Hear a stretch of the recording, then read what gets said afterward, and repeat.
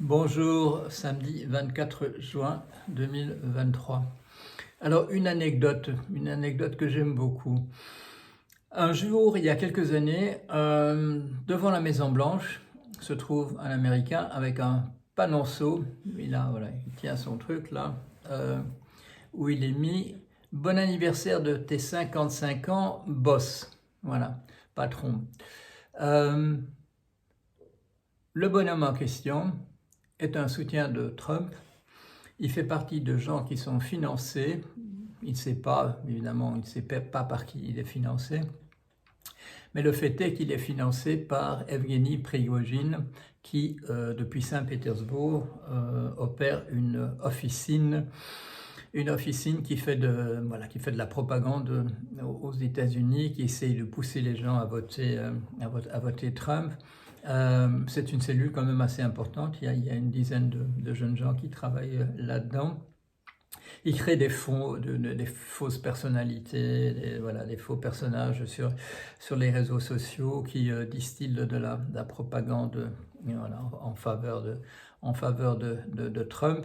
Et ils financent des manifestations aux États-Unis de loin. D'abord, ils suscitent les manifestations de toutes pièces, c'est pas des initiatives américaines. Ils les lancent, ils font il y a des gens qui viennent.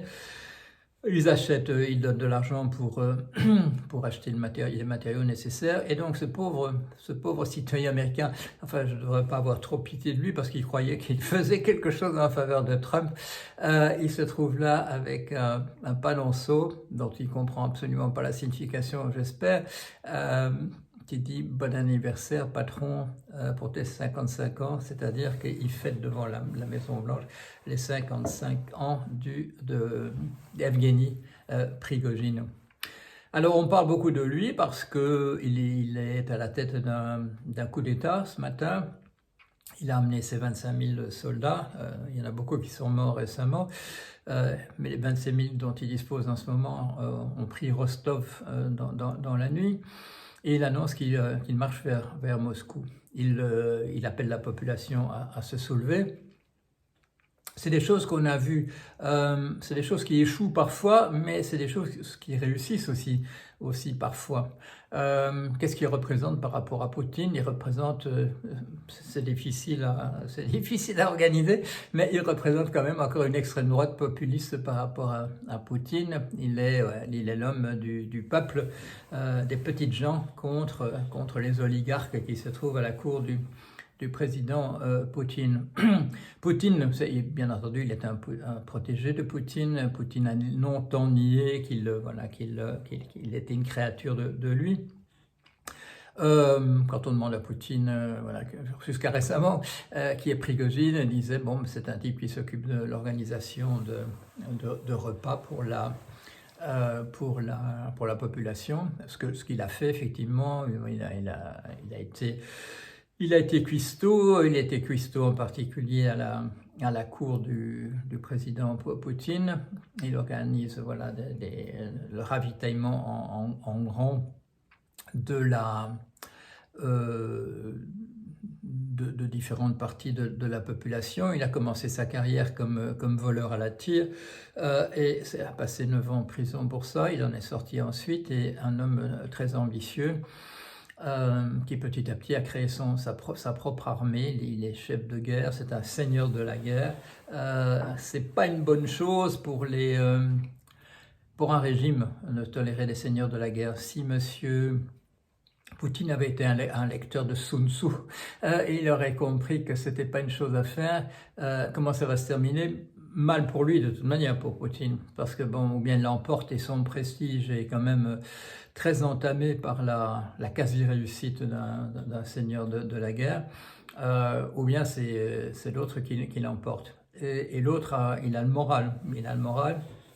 Si vous suivez un peu mon blog, depuis l'invasion de l'Ukraine par la Russie, dont il faudra peut-être parler au passé rapidement, parce que une des premières conséquences de cette pagaille, c'est ça va être sans doute, je dirais, l'effondrement du front russe, en tout cas en Ukraine, avec peut-être, comme on l'a déjà vu, des incursions sur le territoire russe qui ont déjà commencé. Mais ce que je voulais dire, c'était que j'ai toujours pris au sérieux les annonces, les déclarations de Prigojine. Si vous regardez mon blog, vous verrez qu'il n'y a pas une de ces déclarations tonitruantes que je l'ai pas relayée d'une manière ou d'une autre. Relayée non pas par sympathie pour le bonhomme, mais parce que ça me semblait important, parce qu'il me semblait qu'il avait un avenir. Son avenir se joue en ce moment, mais il était clair qu'il avait un avenir et que donc il progressait. L'image qui m'est venue ce matin en me réveillant, c'est maire du palais. Vous vous souvenez ce que c'est les maires du palais? Probablement pas parce que vous y étiez, parce que vous n'y étiez pas, mais ce sont ces personnages qui ont pris de plus en plus d'importance à la cour des rois mérovingiens et des intendants. Et quand on voit les photos maintenant de Prigojine en train de servir des plats à des invités prestigieux de monsieur Poutine, comme monsieur Modi, l'Indien, comme la présidente du Brésil à une époque, comme le prince Charles devenu roi Charles, je pensais au maire du palais. Et un jour, bien entendu, les maires de palais ont pris le pouvoir et c'est devenu les Carolingiens. C'était Pépin le Bref, voilà, Pépin le Bref. Il a renversé le roi fainéant et il a pris le pouvoir. C'est souvent comme ça que ça se passe. Prigojine va peut-être perdre, mais c'est pas donné d'avance.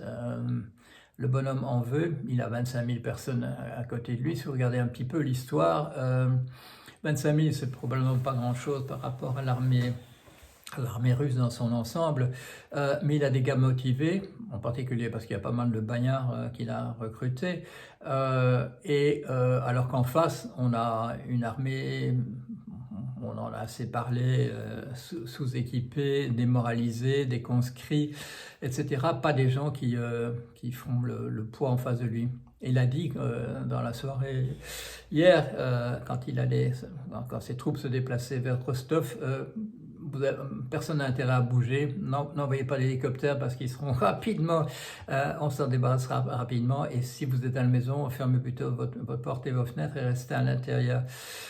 Ce que les gens ont manifestement fait puisqu'il est arrivé à Rostov sans la moindre difficulté. Alors qu'est-ce qui s'est passé? Je vais parler un tout petit peu de moi, de mes capacités à prévoir les choses. Je n'ai pas été trop mauvais puisque j'ai dit, c'était en décembre 2021, j'ai dit que la Russie allait envahir, à l'époque où tous les commentateurs disaient non, il y a beaucoup de bruit, il y a beaucoup de bluff, etc. Mais par la suite, je me suis complètement trompé. J'ai cru que la Russie ne ferait qu'une bouchée de l'Ukraine, parce qu'elle n'était pas soutenue à l'époque d'une manière quelconque par l'OTAN, qui avait essentiellement refusé que ce pays fasse partie de l'OTAN pour pas envenimer les choses dans la situation locale, où la Russie, pour des raisons évidentes, après la chute de l'URSS, s'est sentie assiégée. L'OTAN n'a pas voulu... n'a pas accepté que l'Ukraine fasse partie du pays. Donc un pays très mal préparé devant l'invasion de février 2022, qui tient essentiellement en raison de la détermination de sa population, et qui petit à petit, parce que justement sa population fait preuve d'un courage extraordinaire à repousser un envahisseur, alors que du côté russe, on imaginait qu'une partie au moins de la population accueillerait les Russes en libérateurs. Ça n'a pas lieu, et ça donne le temps aux forces de l'OTAN de former du personnel, d'envoyer des armes petit à petit, et au fur et à mesure que la Russie ne progresse pas, ou doit même reculer, l'OTAN devient de plus en plus audacieux ou audacieuse. Des armes dont on dit au départ on ne les fournira jamais à l'Ukraine se retrouvent là, des troupes dont on dit jamais on les formerait se sont formées, des armes de plus en plus offensives plutôt que défensives sont envoyées. et joue un rôle important sur le terrain. Euh, Moi, il me semblait à moi, je ne suis pas un grand spécialiste de ces affaires, mais il me semblait à moi que l'Ukraine ne résisterait pas. Elle a résisté suffisamment pour que l'OTAN puisse intervenir de manière plus ou moins masquée, et de moins en moins masquée d'ailleurs, dans cette guerre. Ce à quoi on assiste en ce moment, du coup, c'est une victoire de l'OTAN. Je ne parle même pas du fait que des pays comme la Suède et la Finlande se sont aussitôt ralliés alors qu'elles voulaient maintenir une certaine neutralité. Mais il y a eu une bonne coordination, il y a eu une aide extrêmement efficace à l'Ukraine, et il semble que cela paie, au point que quand des Russes dissidents envahissent une petite partie de la Russie à partir de l'Ukraine, quand il y a des prisonniers, quand il y a des pertes, on retrouve des armes qui sont venues de pays qui font partie de l'OTAN. À quoi est-ce qu'on assiste? On assiste à un revirement extraordinaire dans l'ordre mondial. On peut pas dire, enfin moi j'en sais rien, qu'est-ce qui va se passer exactement, mais en tout cas la Russie est affaiblie, je dirais de minute en minute, par une tentative de fomenter une guerre civile de la part d'un bonhomme absolument excédé, et à qui un pouvoir tout à fait extraordinaire a été donné petit à petit, parce qu'il était à la tête d'une milice, Wagner, tout à fait efficace, non seulement efficace en Ukraine, où c'est la seule qui sur le terrain a réalisé quelques victoires récemment, mais qui a été très présente en Syrie, qui est présente au Mali, dans un certain nombre de pays. C'est pas simplement au niveau juste, je dirais, du front de l'Ukraine que cette milice Wagner se trouve et remporte des victoires.